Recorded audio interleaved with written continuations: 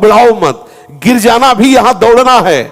अगर गिर भी गए तो अनुभव करो कहां से फिसले, वहां से आप सावधान हो। जब कामादि विकार आने लगे सुनो मत इसकी सलाह, इसका दिया हुआ भोग प्रलोभन चिंतन में मत लाने दो। विचलित होना हमारे जीवन में नहीं होना चाहिए। 1000 बार नाली में गिरेंगे फिर भी हम छाती ठोक के आगे बढ़ेंगे। वीर दो तरह से निकलता है, एक तो जो घातक है वो उसी के शरीर से निकलेगा जिसने हस्तमैथुन किया है या गंदी क्रियाएं करके बच्चापन से ही वीर को नष्ट किया है। जैसे 12-13 वर्ष की अवस्था है और उस अवस्था से आप अपने कुसंग के कारण वीर का नाश कर रहे हैं, तो कुछ वर्षों तक हस्तमैथुन करने वाला या अन्य गंदी चेष्टा करने वाला ये नहीं जान पाता है कि इसके द्वारा मेरी हानि हो रही, वो नहीं समझ पाता, क्योंकि जीवनी शक्ति भगवान अपनी तरफ से देते हैं। वो बिल्कुल ना खाए और हस्तमैथुन करे तो भी उसको समझ में नहीं आएगा। कुछ समय के बाद जब उसकी स्थायी जीवनी शक्ति से क्षीण होना प्रारंभ हो जाएगा तब उसे वो लक्षण जो हस्तमैथुन करने से नाश ऐसे उस प्रसंग में बताया गया, वो लक्षण उसके जीवन में उत्पन्न होने लगते हैं। ये जो हस्तक्रिया के द्वारा शक्ति का नाश करते हैं, ये प्रतिक्षण काम से युक्त रहते हैं। इनके हृदय में वही चिंतन चलता रहता है। बालक अवस्था से लेकर के यौवन अवस्था तक देखिए आप, इनकी आंखों में देखिए, न तेज होगा न इनकी गंभीरता होगी, बहुत चंचलता, निस्तेज आंखें होगी, चेहरा पीला पड़, जब देखो तो ऐसा लगता है कि शर्मिंदा हो रहे हैं, मुंह छिपा रहे हैं, ऐसा लगेगा। पहला लक्षण है। दूसरा, कुछ इतने निखल्ले ऐसे दिखावटी स्वभाव के, ऐठ में, अकड़ में, गर्मी में रहते हैं, ये वीर शक्ति के नाश का लक्षण है। गंभीरता नहीं, शांति नहीं, उदारता नहीं, धैर्य नहीं है, वो अपने को बड़ा बड़ा दिखाना चाहते हैं, ये सब उसके नाश के लक्षण हैं। जिनका चेहरा आनंद में, देखते ही हृदय में आकर्षण, ये ब्रह्मचर्य का लक्षण है। चेहरा देखो तो उजड़ा हुआ दिखाई देता है, लगता है बिना रोते हुए भी रो रहे हैं, वो सब सिकुड़ गया चेहरा ऐसा, जैसे किसी घर में आग लगा दो इसके बाद दर्शन करो तो कैसा लगता है, वो ऐसे ही उसका चेहरा होता है जिसने अपने जीवन से खिलवाड़ किया है। जो स्वभाव से ही रुक्ष, चिड़चिड़ा, क्रोधी, बात बात पे एकदम रूखा, चेहरा पीला पड़ रहा, फीका पड़, वो चेहरा पीला प्रेम का नहीं, क्यों चेहरा प्रेम में पीला पड़, प्रेम में नहीं, यहां काम की बात हो रही है। मुख पिया आई फिर गई बदल गए तन रंग, ये प्रेम का लक्षण नहीं, ये काम के लक्षण की बात हो रही। वो मुर्दा की तरह निस्तेज खिन्न छिन्न ऐसे ही घूमता रहता, कोई लक्ष्य नहीं, कोई उद्देश्य नहीं, बात बात में आलस्य, बात बात में गुस्सा। जो गालों में बिना कोई गुलाबी कुछ लगाए जो गुलाबी दिखाई देती है वो ब्रह्मचर्य की होती है, और जिनके ब्रह्मचर्य क्षीण हो जाते हैं, झाई पड़ जाती है। देखो देखने में तो लगता है, क्योंकि बोले कितने को, बोले 18 के, 18 में तो उसकी दुर्गति हो रही, तो 28 और 48 में क्या होगा। जो काले दाग चेहरे में पड़ने लगते हैं, आंखें धसी नजर आती हैं, गाल पीले नजर आते हैं, नाक के आसपास काले काले दाग यहां ऐसे प्रकट हो जाते हैं, ये सब लक्षण हैं जो उन्होंने अपनी शक्ति का नाश कर दिया। जो इस वीर शक्ति का नाश करते हो, बिना बुढ़ापे के सारे लक्षण बुढ़ापे के उनमें होते हैं। कमर में दर्द है, चला नहीं जा रहा है, थोड़ी चढ़ाई में हांफने लगे, अब अवस्था कितनी, बोले 18 की। इस अवस्था में तो मतलब दिशाएं भी कांपे, वो अवस्था है, अब तो दिखाई नहीं देता कोई जवाल।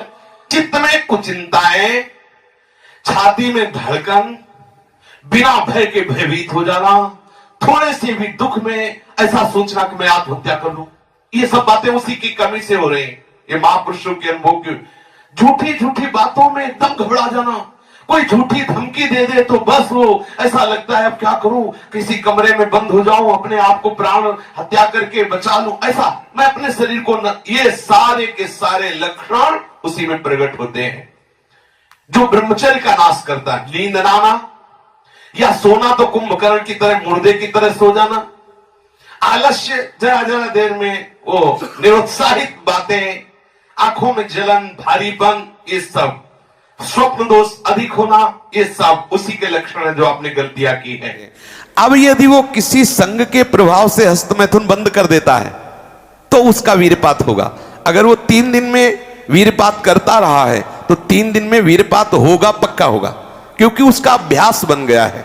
अगर आप ठीक नियम से चलेंगे तो 6 महीना लगेंगे आपको उसको कवर करने में, 6 महीना लगेंगे। और अगर आपने प्रमाद स्थिति की वो तो निकल ही जाता है, फिर हमको करने से क्यों मना किया जाता है? तो आप देख लेना कुछ समय बाद आपकी हालत बहुत गंभीर हो जाएगी, जो आप बता भी नहीं पाएंगे किसी से। क्या गंभीर हो जाएगी? आप ऐसे ही साधारण क्रियाओं में ब्रह्मचर्यहीन हो जाएंगे। तो जो नव युवक जन है, साधक जन है, वीरपात में यदि उनका कोई स्मरण नहीं रहा और वीरपात हो रहा तो घबराने की जरूरत नहीं। और यदि स्वप्न में आपने स्त्री आदि का संयोग देखा या कोई ऐसी घर्षण आदि क्रिया हुई या कोई ऐसी कामोत्तेजना जनित और फिर आपका वीरपात होता है तो आपके गंदे विचार और पूर्वाभ्यास के कारण होता है। यह बहुत ही गंदी बीमारी है जो आपको अंदर ही अंदर खोखला करती जाएगी। पहली बात, इस स्वप्न दोष से निकलने के लिए हस्त मैथुन को पूर्णतया बंद कर दिया जाए। अगर आप सदगृहस्थ भी हो चुके हैं तो कुछ महीने के लिए आप अखंड ब्रह्मचर्य का नियम लें, जब तक आपका वीरपात होना ठीक ना हो जाए। आप वो हानिकारक जो कामोत्तेजना बढ़ाने वाले भोजन है उनको छोड़िए, जैसे अत्यधिक नमक, बहुत कड़वी लाल मिर्च, और जैसे बहुत ही वो मीट मसाला आदि जो बहुत ही कड़वा तीखा, ऐसा गरम मसाला और बिल्कुल गर्मा गर्म भोजन, ये आपके स्वप्न दोष के ठीक होने की बात है। यदि आप स्वप्न दोष से बचना चाहते हैं तो अत्यधिक नमक, बहुत कड़वी मिर्च, बहुत ही वो उष्ण गर्मा गर्म भोजन, बहुत गर्म मसाले से बना हुआ भोजन और अत्यंत खट्टी चटनी, जैसे इमली की है, कच्चे आम की चटनी है, और मांस। ये जो लोग कहते हैं कि मांस ताकतवर होता है, तुम्हारी चर्बी बढ़ा देगा, ताकत नहीं। ताकत कहते हैं संकल्प शक्ति को। ताकत शरीर शक्ति प्रधानता नहीं होती। संकल्प शक्ति का एक महात्मा पूरे समुद्र को अंजुलि में पी गया। देखो, संकल्प शक्ति, शरीर की शक्ति एक सीमित शक्ति है, संकल्प शक्ति एक महान शक्ति है। जो ब्रह्मचर्य से युक्त होता है उसकी संकल्प शक्ति बढ़ती है। भले आप मांस खा के मोटी चर्बी और आप व्यायाम करके दिखा सकते हैं कि देखो मैं ब्रह्मचर्य क्षीण करता हूं लेकिन बलवान हूं, लेकिन आप आत्मशक्तिहीन है। वो आपका मोटा हो जाना बलवान नहीं है, आपके सुंदर सुंदर मांसपेशियां निकल आना वो बल नहीं है। आप शक्ति, बलवान वो है जो आए हुए आंतरिक वेगों को सह जाए। आए हुए आंतरिक वेग को जो सह गया वही बलवान है। ये जो मछली, अंडा, मांस खाते हैं ये कभी इस रोग से मुक्त नहीं हो पाएंगे। और जो लोग कहते हैं मैं तो खाता हूं मेरे अंदर नहीं, विश्वास मत मानना, पक्का झूठा है वो। जो शराब पीता है वो अपने वीर को पवित्र नहीं रख पाएगा, चाहे गृहस्थ हो, चाहे व्यापारी हो, चाहे किसी भी तरह की स्थिति में हो। सावधान हो जाओ, ये शराब आपके जीवन को नष्ट कर देगी। ब्रह्मचर्य में अपने आप एक उन्माद है। थोड़ा अंगूर, मीठे संतरा, सेव, अनार, ये स्वास्थ्यवर्धक वस्तुएं आप ले सकते हैं, लेकिन ऐसे वस्तु जो आपके ब्रह्मचर्य को नष्ट करें, ये पहले भोजन छोड़ें।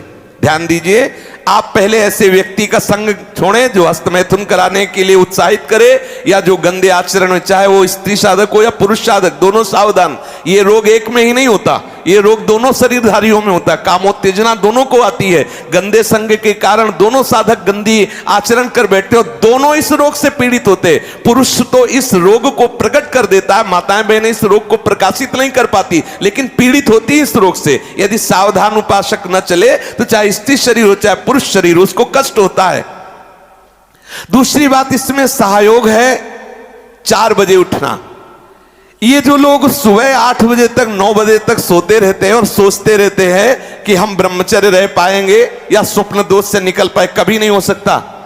भगवान सूर्य जब उदय होते हैं तो आपकी आत्मशक्ति नष्ट होने लगती है। यदि आप उठ करके उनका स्वागत न करें, अर्घ्य न दें, प्रणाम न करें, जग कर भगवान नाम जप न करें, 4 बजे से 6 बजे तक का समय पूरे 24 घंटे के लिए पावर वाला समय है।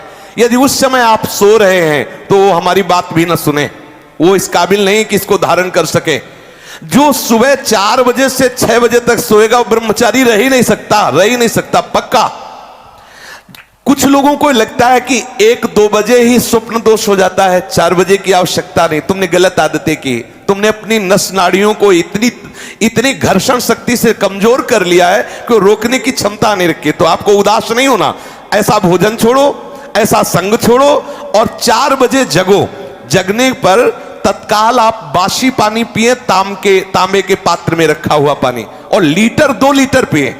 ऐसा ना करें कि आप एक गिलास में छोटा, कस की पीजिए। अगर उल्टी हो जाती तो और अच्छा है, आप पी के तो देखिए। वज्रासन में बैठकर जल पीजिए, फिर थोड़ा टहलिए, सोच जाइए। आप गृहस्थ हो, विरक्त हो, कोई भी हो, अगर आप शुद्ध ब्रह्मचर्य रहना चाहते, स्वप्न दोष से निपटना चाहते, तत्काल व्यायाम कीजिए। 30 मिनट कम से कम। दंड है, बैठक है, और भी आसन है, योगियों ने बताए हैं। और फिर 20 मिनट कम से कम प्राणायाम कीजिए, कपालभाति, अनुलोम विलोम आदि जो भी आप सीख पाए। और इसके बाद 30 मिनट तक कोई खान पान ना कीजिए। प्राणायाम व्यायाम के 30 मिनट तक ना आप चाय पीजिए ना पानी। चाय तो बड़े बूढ़ों की बात है, आपका शरीर रोगी हो तो चाय की जरूरत क्या है। ब्रह्मचारी अपने आप में इतना चाय होता है कि उसे जरूरत ही नहीं दूसरे किसी गर्म पदार्थ पाने की। अब ये सावधानी रखे कि जैसे आजकल बहुत बड़ा खतरनाक चल गया है स्मार्ट मोबाइल, इंटरनेट। उसमें क्या है कि बहुत से बच्चे विषयाकर्षण के कारण गंदी फिल्में, जिनमें हमारा शास्त्र आदेश करता है किसी भी पक्षी को भोग करते न देखे, भागवत अन्य शास्त्र भी आदेश करते कोई भी जीव यदि भोग कर रहा हो तो हम ना देखें, और हम मनुष्यों का भोग देखें उसमें, और हम सोचे कि हमारा। आप कोई क्रिया ना करो, केवल गंदे वो भोग संबंधी चित्र देख लो तो आपके मन में जो संस्कार बन रहे हैं, जो कामोत्तेजक भाव बन रहे हैं, वो आपको ब्रह्मचर्य नहीं रहने देंगे। सोते जागते उठते बैठते आपका वीर स्खलित हो जाएगा।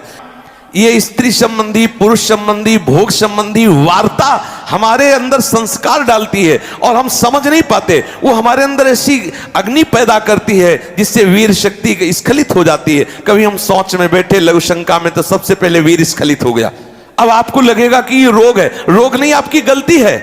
आपने जो गलत चिंतन किया, क्रिया नहीं की, लेकिन मनोवाह नाड़ी ने संपूर्ण शरीर से वीर को खींच करके वो निकाल दिया। अब निकल जाएगा वो आपके असावधानी के समय। इसलिए आप सावधान रहे।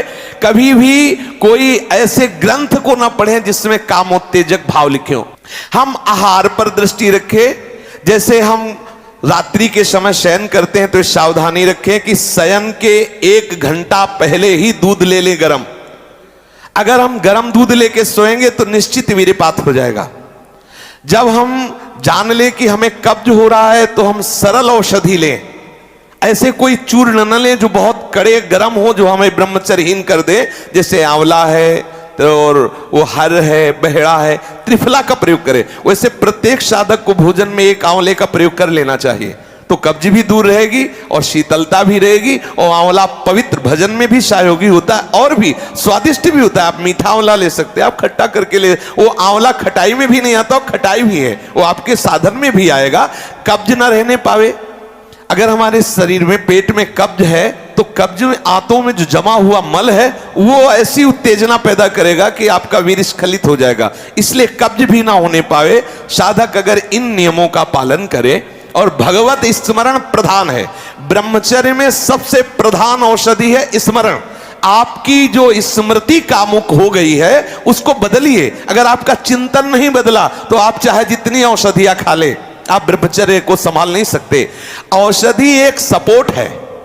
यदि आप ब्रह्मचर्य को ठीक करना चाहते हैं, किसी आयुर्वेदिक वैद्य से कुछ दिन के लिए औषधि ले लीजिए। बकाया रोज औषधि नहीं लीजिए। आप रोज ऐसा करें, प्रातः काल उठ करके 1 तुलसी की पत्ती ले। जैसे आप नहा धो चुके, 1 तुलसी दल लिया, ठाकुर जी के चरणों में चढ़ा दिया। और रात्रि के समय शाम टाइम 1 नीम की पत्ती ले, 1 पत्ती, और कुछ दिन उसे पाइए। अगर आपको पच जाए तो फिर 1-1 बढ़ा दीजिए, 10-10 पत्ती तक जाइए। किसी और औषधि की जरूरत नहीं। हर रोग का निवारण तुलसी की पत्ती और नीम की पत्ती सुबह शाम करने से हो जाए। आप देख लीजिए, ये ज्यादा औषधियों को ना खाए, नहीं तो जब औषधि छोड़ोगे तब कमजोर हो जाओगे। अगर आप बहुत हालत खराब है तो आयुर्वेदिक कुछ ऐसी औषधियां कई महात्माओं ने निकाली है जो आपकी वीर्य को पुष्ट करती है। उनको सहयोग के लिए ले ले और बकाया चिंतन बदले, कुसंग का त्याग करे, भोजन सात्विक रखे और नींद भर ही सोए। ज्यादा नहीं कि प्रमाद स्थिति में पड़े रहोगे तो फिर भी ब्रह्मचर्य हानि की संभावना है। नींद भर सोए, प्रातःकालीन वेला पर जग जाए, प्राणायाम व्यायाम करे तो निश्चित इस पर विजय प्राप्त। ऐसे ऐसे साधक हैं कि 10-10 वर्ष हो गए स्वप्न दोष नहीं हुआ, 10-10 वर्ष हो गए स्वप्न दोष ही नहीं हुआ। ऐसे भी उपासक है हमारे पास है, अपने पास है, 10 वर्ष हो गए स्वप्न दोष ही नहीं हुआ। तो क्या है, उन्होंने संयम किया, वीर जो है स्थगित हो गया, परिपक्व हो गया, धीरे धीरे ऊर्ध्वगामी होने लगता है। आप कभी घबराए नहीं साधक, सावधानी पूर्वक ये जो बातें बताई गई अपने जीवन में उतारे, चाहे गृहस्थ हो चाहे विरक्त, वीर ही अमृत है, वीर त्याग ही मृत्यु है, इतना समझ लीजिए। राधा वल्लभ लाल। साधक पुरुष शरीर के प्रति ये कोई आश्चर्य की बात है? ये तो स्वाभाविक है, इसी में तो फंसा है जीव। आकर्षण क्या है? यही तो फंसा है। बंधन क्या है? यही तो है। ये कोई आश्चर्य की कोई तूफान आ गया क्या? इसको इतना मानसिकता में क्यों लिया जाता है? हाय हाय क्यों? यही तो प्रश्न है। इसी में सब फंसे हुए हैं और इसी पर तो हमें विजय प्राप्त करनी है।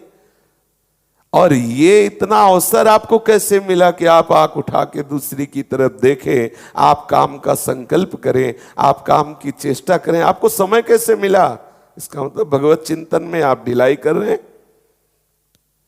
भगवत चिंतन करने वाले उपासक के हृदय में जब कभी काम क्रोधादि वेग आते हैं तो वो विचार के द्वारा उनको नष्ट करता है। उसके पास विवेक विचार रूप कैची है, एक क्षण नहीं लगाता, काट के बाहर कर देता है। काम क्रोध आदि मन के विकार हैं, भूख प्यास आदि प्राण धर्म है, जन्मना मरना शरीर धर्म है, मेरा इसका संबंध कहां है? ये तदात्म भाव ही तुम्हारी दुर्गति का कारण है। आ रहा है काम, आने दो, मन में ही तो आ रहा है ना, आप में थोड़ी आ रहा है। ये नाम पे अश्रद्धा, शास्त्र पे अश्रद्धा, गुरु पे अश्रद्धा, धाम पे अश्रद्धा, यही तो इसकी चाल होगी तुम्हें परास्त करने की। बहुत सावधान। माया मुक्त होना कोई खिलवाड़ है? अनादिकाल से जीवों को भ्रमित करती हुई चली आ रही माया। सावधान। निराशा ये हमारे जीवन में नहीं होनी चाहिए परमार्थ के प्रति। क्यों? जिस समय आपके हृदय में कोई गंदी चेष्टा करने की भावना, उस समय कहां गया आपका विवेक विचार, भगवत स्मरण कहां गया? क्या करने जा रहा हूं, किससे कर रहा हूं, कौन है जो मुझे प्रेरित कर रहा है? कहां है विवेक आपका? कहां है ज्ञान आपका? कहां है आपका सतमार्ग का वो दृढ़ संकल्प जो भगवत प्राप्ति के लिए, भगवत प्रेम के लिए, भगवत चिंतन के लिए आपने स्वीकार किया है? जैसे जैसे आप कसोगे अपने आप को, सत्संग में सुना है, वैसे वैसे आपको परास्त करने के लिए चाल चलेगा, मन विचलित करेगा। कुछ नहीं, कुछ नहीं, क्यों परेशान हो रहे हो? कुछ नहीं है। विवेक के द्वारा समझो। एक जनेंद्री केवल घर्षण क्रिया से सुख का आभास कराती है, चाहे वो हस्त द्वारा करो या किसी शरीर के द्वारा करो। इसे गर्मी के द्वारा जब आपकी शक्ति का स्खलन होता है तो आपको आभास होता है सुख का। सुख नहीं है। अगर सुख होता तो कीड़े मकोड़े पशु पक्षी सब इसी में लगे हुए हैं। सुख किसे कहते हैं? सुख सच्चिदानंद है और वो किसी क्रिया के द्वारा प्राप्त नहीं होता, वो अपनेपन से होता है, संबंध से होता है। देखो एक बार श्री कृष्ण से अपनापन करके। हारो मत, निराश मत हो, उदास मत हो। उसके द्वारा दी हुई सलाह को मत मानो, वो दुश्मन है। मन और बुद्धि इस समय हमारे सच्चे मित्र और सच्चे दुश्मन है। यदि हमें भगवत मार्ग के सूत्रों पे चला रहे तो वही मित्र है, और अगर भगवत मार्ग के विरोधी कर रहे तो वही शत्रु है। उसमें दो भाव विराजमान है, कुमति सुमति, सुंदरमति और कुमार्गगामी मति एक ही बुद्धि में विराजमान है। सुंदर संकल्प, सत संकल्प, असत संकल्प ये मन में विराजमान। थोड़ा विवेकवान साधक बनो। ये विकार आपका स्वरूप नहीं है, विकार आपकी मांग नहीं है। विकार आपको परास्त तभी करता है जब आप अपने में देखते हैं, अपनी मांग लेते हैं, अपनी आवश्यकता मान लेते हैं। तब आपको सिर्फ अपने मन से युद्ध करना है। बाहर हमारा कोई शत्रु नहीं है, बाहर हमें कोई फांसे ही नहीं है। सूक्ष्मता में आओ, सिर्फ मन से युद्ध करना है, मन से। यही परास्त करता है प्यारे, इसी पर तो विजय प्राप्त करनी। बाहरी कोई साधना हमारे काम की नहीं है। बाहरी साधना का प्रभाव है मन पर आए, मन को ठीक करे, मन को निर्मल करे, मन को निष्काम करे। अगर वो नहीं हो रहा तो उससे अपनापन मत रखो। उस समय थोड़ी देर बाद देखोगे कि आप शांत हो गए, निर्मल हो गए। अगर क्रिया करोगे तो संस्कार नवीन बन गया, अब और जोर से आएगा, तुम्हें नष्ट कर देगा। चलो, प्रभु के लिए आए हो, इस मार्ग में परास्त मत हो। यह हमारे हृदय की जो बार बार वृत्ति हमको गिरा रही है, हमको फंसा रही है, हमको विचलित कर रही। कहीं कोई विचलित नहीं कर रहा। कैसे तुम परेशान हो रहे हो? तुम्हें त्रिकाल में कोई विचलित नहीं कर सकता। तुम ऐसे हो, समझो। किसी भी विकार का तुम्हारे ऊपर कभी प्रभाव नहीं हो सकता। तुम विकार को पकड़े हुए हो प्यारे, समझो, समझो। बंधे हो कीर मरकट की नहीं, सूक्ष्मता से समझो। विकार के पुंज शरीर को, विकार के पुंज अंतःकरण को तदात्म भाव से स्वीकार किए हो, चाहते हो निर्विकार हो जाए। अरे तू निर्विकार है ही, निर्विकार था, निर्विकार रहेगा। विकार का केवल त्याग करना यही साधना है। विकार जिसमें आ रहे हैं उसमें तदात्म किए हो, इसीलिए परेशान हो। अभी निर्विकार, अभी जीवन मुक्त हो। थोड़ा सुलझो। साधना का मतलब सुलझना। अपने लोग सुलझ नहीं रहे, केवल कथा वार्ता, मनोरंजन, नाच गाना, ये सब बाहरी बात है। निज सुख बिन मन होई की थीरा। जब तक इसे अध्यात्म सुख नहीं मिलेगा तब तक रुकने वाला नहीं। कोई भी वस्तु ऊपर चढ़ानी होती है तो ऊर्जा शक्ति चाहिए, ऊर्जा शक्ति। पानी को छोड़ो, नीचे जाएगा। अगर ऊपर चढ़ाना है तो मंत्र के द्वारा, ऊर्जा शक्ति के द्वारा ऊपर चढ़ता है। ऐसे ही मन 5 ज्ञानेंद्रियों के द्वारा अधोगामी हो गया है। मनाखष्टानींद्रियाणि प्रकृति स्थानी कर सती। अब तप के द्वारा, मंत्र बल के द्वारा, भजन बल के द्वारा एक बिजली पैदा होती भजन से, वो इस मन को चढ़ाती, ऊर्ध्वगामी बनाती है। मन सच्चिदानंद की तरफ लगता है। घबराने की, उबने की, निराश होने की, हताश होने की जरूरत नहीं है। उसको सत्य मान रहे हो, सत्य को असत्य मान रहे हो, कैसे चल पाओगे? काम सत्य है, इसकी वासना सत्य है, इसकी चाल सत्य है क्या? असत्य है। असत्य से क्या भयभीत हो ना। नकली सांप कब काटेगा? विश्वास कर, केवल तू देख के डर रहा है। उसमें ना विष है ना दांत है, केवल नकली दांत है। वो नकली केवल दिखाई दे रहा है, उसे काटने की सामर्थ्य नहीं। अरे नैनम छिन्दन्ति शस्त्राणि नैनम दाति पावका न चैनम क्लेदयन्त्यापो न शोष्यति मारुता। तेरे को कोई भी नहीं जला सकता, कोई भी नष्ट नहीं कर सकता, तेरे को कोई नहीं काट सकता। तू समझ, ये सब नकली सांप है, तेरे को काट नहीं सकते। जहां काट सकते हैं वो सब एक ही जाति के हैं, और उसको तूने तदात्म भाव से अपना मान रखा है। तू महान आनंद स्वरूप चैतन्य घन है। जड़ शरीर, जड़ भोगों को तू तदात्म भाव से स्वीकार कर रहा है, कर्ता भोक्ता भाव से। थोड़ा सुलझो। ये परमार्थ बहुत मेहनत करने वालों का नहीं है कि आप बैल की तरह लगे रहो तो परमार्थ हो रहा है। बात समझो। परमार्थ है, सुलझने का नाम परमार्थ है। हमें अलग होना है, हमें क्रियाओं से अलग होना है, कर्ता भाव से अलग होना है, शरीर से अलग होना है, अंतःकरण से अलग होना है। यद्यपि अलग है, पर बंधे कीर मर हम ही पकड़े हैं ना, हम ही से स्वीकार करें। सब साधना, चाहे भक्ति मार्ग की हो, चाहे ज्ञान मार्ग की हो, सब साधना का सार है इससे अपनापन अलग हटा देना। सब साधना का सार है। नहीं ऐसे ही पर जानते हो, अधिकतर साधक बैलेंस बना के चल रहा है। विषय भोगता हुआ, मनमानी आचरण करता हुआ और प्रमाद को कृपा मानता हुआ। तभी कोई अनुभूति नहीं, कोई दिव्यता नहीं, कोई आनंद नहीं। एक उसके अंदर बस ये बात बैठ गई है कि बिना विषय सेवन के जीवन बेकार है। थोड़े दिन तो जलिए आप, जल करके चलिए आप, देखिए आगे। एक बार जलने का निश्चय कीजिए। जब तक आप जलेंगे नहीं तब तक आपको पता नहीं चलेगा कि आपका स्वरूप क्या है। जिस समय आपके अंदर विकार आ रहा है उस समय आप शांत भाव से बैठिए। किसको विकार आ रहा है, कहां विकार आ रहा है, ऑपरेशन कीजिए। जो कोई प्रायश्चित है कि भाई आप 2 दिन भोजन छोड़ दीजिए, अगर आप शरीर से तदात्म होकर भोजन भी छोड़ रहे हैं तो हमारे लिए क्या लाभदायक है, आप बताइए।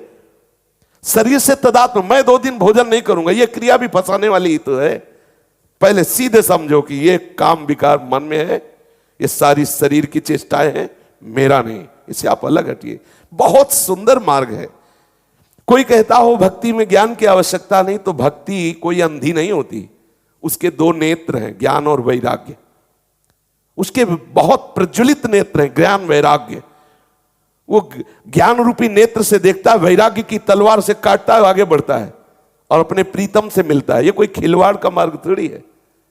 थोड़ा समझिए, मतलब हम कभी कभी बहुत ही कि आप लोग समझते नहीं हैं। हमारे अंदर काम आ गया, हमारे अंदर क्रोध आ गया, आपके अंदर आया, उसी समय आप देखिए ना कि आपके अंदर आया कि आपके मन में आया। जब मन में आया तो आप दृष्टा है ना, आपका क्या बिगाड़ लेगा, आप केवल क्रिया मत होने देना। आप उसी में डूबते रहते हैं, आप उसी में सुख बुद्धि करके तदात्म हो रहे, मरोगे।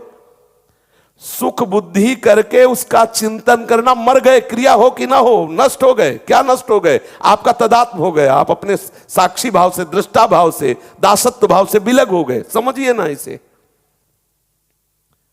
अगर कह दे कि ये बहुत कठिन बात है तो केवल आपकी स्वीकृति की बात है। आप तो ऐसे हैं ही कि ना कभी आपको काम सताया, ना भी ना आगे कभी। मान लीजिए केवल आपने जिसे काम सताता है उसको अपना माने हुए, बात यही है। और वो जब तक अपना माने रहोगे कभी नहीं ठीक होगा, कभी नहीं ठीक होगा। शरीर को, अंतःकरण को अपना मानना ही विकार का बुलावा है। शरीर और अंतःकरण से संबंध हटाना ही जीवन मुक्तता की स्थिति में पहुंचना है। कभी भी, कहीं भी, कोई भी साधक जब अध्यात्म की चढ़ाई पे चढ़ता है तो इसको रौंदता है, मैं शरीर थोड़ी हूं, मैं मन बुद्धि थोड़ी हूं, आगे बढ़ता है। भक्ति का मतलब कोई खिलवाड़ थोड़ी है। जैसे जैसे चढ़ोगे वैसे वैसे दुश्मन जोर करेगा, वैसे वैसे जो आप क्या समझते हो, 4 माला घुमा लिए तो मन आपका शांत हो जाएगा, और बढ़ेगा, वो और आग पैदा करेगा, वो और प्रबल होगा। और साधक भजन बल से उससे भी बढ़े। जस जस सुरसा बदन बढ़ावा, तासु दून कपि रूप दिखावा, वैसे वैसे हनुमान जी दुगना अपना स्वरूप बढ़ाते चले जा रहे। काम जितना बढ़े उतना ही नाम बढ़ाओ। देखो रौंदो, निराश क्यों होते हो, हरिदास हो, प्रभु के चरणों के आश्रित। यहां ये सब ये चाल नहीं चलते। शेरों का मार्ग है, सूरवीरों का। पूरे विश्व को ताल ठोक के परास्त करने वालों का ये मार्ग है। पूरे विश्व को, एक भी हमारा कोई सहयोगी नहीं है। जब हमारे मन ही, बुद्धि, चित्त यही हमारे सहयोगी, नहीं तो बाहर कौन सहयोगी होगा। पूज्यपाद सिउड़िया बाबा जी महाराज के साधक केवल अकेला, एक तरफ विश्व, एक तरफ अकेला। अगर कोई भी जुड़ता है तो तुम्हारे चित्त के चिंतन को ही तो घसीटेगा, तो तुम्हारा सहयोगी हुआ या बाधक हुआ। पूरी सृष्टि, संपूर्ण सृष्टि को परास्त करके वो सजेति सजेति शुभ अशुभ दुर्ग विध्वंसी बल तब जयति जयति जग उच्चरे। निराश, हताश, उदास, ये सब इधर से नहीं, पूर्ण प्रसन्नता धारण करो। कोई तुम्हें परास्त नहीं कर सकता। ये मन की चालों पे मत फंसो। बोले बहुत जलाता है, उस समय देखो ना किसको जला रहा है, कौन जल रहा है, उस समय देखो तो साधना किस बात की कर रहे हो। बाहरी क्रिया से संसार पर विजय प्राप्त नहीं की जा सकती, बैठा लीजिए हृदय में। आप अगर ये ऐसी दिनचर्या रख रहे हो कि केवल बाहरी हम क्रियाएं कर रहे हैं और अंदर आप विचार नहीं कर रहे, अंदर आप चिंतन नहीं कर रहे, अंदर आप विवेकशील नहीं है, तो आपका विश्राम स्थल विषय होगा। देख लीजिए, देख लीजिए। और जिसका विश्राम स्थल देह भाव विषय है, कितनी देर टिकोगे, कितनी देर आप इस वेश को निर्वाह कर पाओगे। एक दिन भ्रष्ट होना पड़ेगा। सावधान होइए। जब इस शरीर रूपी ढांचे से ही अपना संबंध अलग मानोगे तो कौन तुम्हें परास्त कर सकता है? नहीं परास्त कर सकता। महापुरुषों के चरित्र श्रवण करके हम वैसे आचरण, विचलित होना हमारे जीवन में नहीं होना चाहिए। 1000 बार नाली में गिरेंगे फिर भी हम छाती ठोक के आगे बढ़ेंगे। ये मार्ग ऐसे थोड़ी है, गिर गए, हल्ला मचाने वाला मार्ग नहीं। अब मैं सूक्ष्मता से देखता हूं कहां से गिरा, क्यों गिरा, कौन सी ऐसी चूक हुई जो मुझे गिरा दिया। अच्छा, हमें लगता है हमारा खान पान बिगड़ा, मुझे लगता है कि ऐसा मेरा चिंतन छूटा, नहीं छूटने देंगे, नहीं खाएंगे ऐसा। ऐसी वस्तु नहीं देखेंगे, फिर आगे बढ़ते, अगर फिर फिसलते हैं, फिर हम सावधान हो, अंतिम समय तक हम यही लड़ाई लड़ेंगे। ये कैसे बैठते हो कि तुम्हें काम क्रोध का इतना लंबा चिंतन हो जाता है कि आप विचलित हो जाते हो? कितने खाली हो आप, जरा विचार करो। स्फुरना होना बात अलग है, आप उसमें डूब गए, आप उसकी चेष्टा में आ गए, मतलब कितना अंतराय है आपके भजन में। बातें बनाने से नहीं बनेगी बात। आपको इतना समय कैसे मिला, क्यों आपको इतना मनन करा रहा है कि आप बाहर देख लो, आप वो चेष्टा कर लो, आपको इतना समय के, मतलब भजन के अंतराय का बहुत समय है आपके बीच में। आप अव्याव्रत भजनात् में नहीं हो, रौंद डालो मन की वासना को। राधा राधा राधा राधा राधा सुनो ही मत, वो जो कह रहा है राधा राधा, अपनी बात सुनाओ, देखो अगर अधीन ना हो जाए तो कहना। लेकिन राधा राधा, और बस हम सुनने में लग गए, देखने में लग गए, चेष्टा में लगे, बोले अरे नाम का कोई प्रभाव नहीं आ रहा। युद्ध है, वो भी तो भगवत स्वरूप है, कोई साधारण है क्या? मन इंद्रियाणाम मनश्चास्मि, योद्धा तभी आनंदित होता है जब जोड़ का योद्धा होता है। अगर ममई वांसो, तो तू सच्चिदानंद प्रभु का अंश है, तो वही कह रहे हैं कि इंद्रियों में मन मैं हूं, बराबर का जोड़ है, कोई खिलवाड़ थोड़ी है। और ये कायर पुरुष घबरा के भागता है, योद्धा ताल ठोकता है। हरि का स्वरूप जीव है, हरि का स्वरूप मन है, और इसको परास्त कर लो, आप सजेति सजेति सतरति सतरति स लोकांतरयति। अगर ऐसा नहीं हो तो भोगो नरक, मरो जा करके भी। खेल है। अब इसमें कहो कि भगवान सहयोग कर रहे, तो शास्त्र और संत और सदगुरुदेव रूप से कौन बोल रहा है? वही तो तुम्हें संभाल रहे, तुम्हारा पक्ष ले रहे। आप अश्रद्धा करो, आज्ञा का उल्लंघन करो, भोगो जाके संसार उसी प्रवाह में बह रहा है। अगर बचना चाहते हो तो उनकी आज्ञा में रहो। साधक जब काम क्रोधादि का चिंतन तन्मयता पूर्वक करेगा तभी परास्त होगा। जब कामादि विकार आने लगे, सुनो मत इसकी सलाह, इसका दिया हुआ भोग प्रलोभन चिंतन में मत लाने दो। उसी समय आप गाढ़ चिंतन करो ना, नहीं बन रहा चीखो, चिल्लाओ राधा राधा राधा, लेकिन उस समय आप चीखेंगे नहीं, गंभीर होकर चिंतन कर रहे हैं विषय का। आपकी इंद्रियां उसी में तन में, मरो, जहर खाओगे मरोगे। अब आप कह दो कि अरे कोई बचा ले, तो कैसे बचोगे? क्योंकि ये आपके अंदर का विषय, आपको ही ठीक करना पड़ेगा, आपको ही सुलझना पड़ेगा। आप उसमें तन्मयता करें, निश्चित मरोगे, क्रिया हो या ना हो, आपका वो संस्कार, आपका वो आंतरिक चिंतन गलत हो जाएगा। थोड़ा सुलझो, थोड़ा सावधान हो। अगर भजन करते हुए भजन में डूबने लगो, भगवत साक्षात्कार ना हो जाए तो कहना। पर देखो ये जलने का विषय, बहादुर आदमी चोट लगने पर और खूंखार होता है। कायर आदमी एक बूंद खून देखेगा, दैया रे भाग गया। तो ये कायरों का मार्ग थोड़ी है, सूरवीरों का मार्ग है। अगर कहीं भी हम झुकते हैं तो हम सावधान होते हैं। ये कौन सी ऐसी वृत्ति है जो मुझे रौंद दिया, गिरा दिया? सूक्ष्मता से उस वृत्ति को पकड़ा और कस दिया। ये बिल्कुल आप ऐसा हवा मत समझो कि माया बहुत बड़ी हवा है। अगर माया भगवान की एक शक्ति है तो ऐसी अनंत शक्तियों को अधीन करने वाली भक्ति है। आप ऐसा मत समझो, जो ठाकुर को अधीन कर ले वो भक्ति। माया जीव को अधीन करती है और भक्ति भगवान को अधीन करती है। आप भक्ति को स्वीकार करो, माया की तरफ देखते ही काहे को हो। नाम रूप लीला धाम, बस यही हमारे विचरण करने का विषय हो। जलन आ रही, आकर्षण आ रहा, परेशानी आ रही, ये सब मन बुद्धि का तमाशा है, ये मन बुद्धि का जाल है। थोड़ी देर ऐसे समझ के इसे डिलीट करो, इसे हटाओ। उसको तूफान मानकर दिमाग में मत बैठा लो कि अरे अब क्या होगा, कुछ नहीं होगा। आंख खुली स्वप्न खत्म, ऐसे ही है। आंख खुली स्वप्न खत्म, जागो। उसके लिए किसी के सहयोग की जरूरत नहीं, जागो, भगवत स्मृति में जागो, मोह निद्रा भंग करो, फिर देखो आनंद। डरो मत, घबराओ मत। गिर जाना भी यहां दौड़ना है।